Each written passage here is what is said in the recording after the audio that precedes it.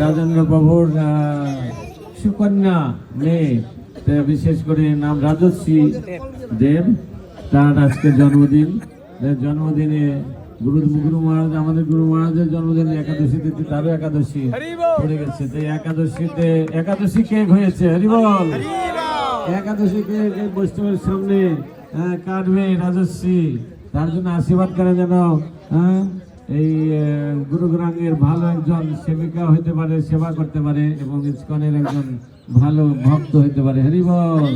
ভক্ত তো আছে, কিন্তু বৈকুণ্ঠের শিশু, তার মধ্যে আমরা দীর্ঘজীবী আমরা প্রার্থনা করি। জয় শ্রীকৃষ্ণ চৈতন্য প্রভু নিত্যানন্দ শ্রী অদ্বৈত গদাধর শিবাসাদি গৌর ভক্তবৃন্দ। হরে কৃষ্ণ কৃষ্ণ কৃষ্ণ হরে হরে, হরে রাম রাম রাম হরে হরে।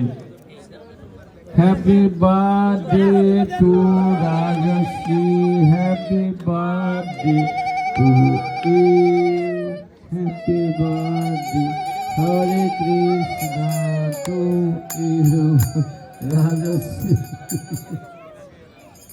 এর কেক তো এমনি কেটে যাচ্ছে। আপনারা যারা কুপন পেয়েছেন আপনারা এখানে বসবেন, যাদের হাতে কুপন নেই আপনাদের প্রশ্ন হচ্ছে নাথ মন্দিরে।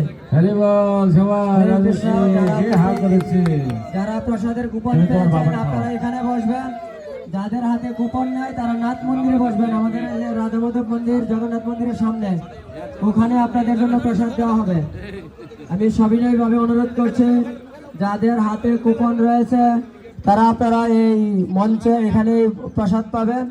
যাদের হাতে কুপন নেই তারা রাধা মাধবের মন্দিরের সামনে, জগন্নাথের সামনে আপনারা ওখানে প্রসাদ দেওয়া হবে। সবাই কৃপা করে ওখানে চলে যান, আর যারা কুপন পেয়েছেন তারা এখানে বসুন। হরে কৃষ্ণ।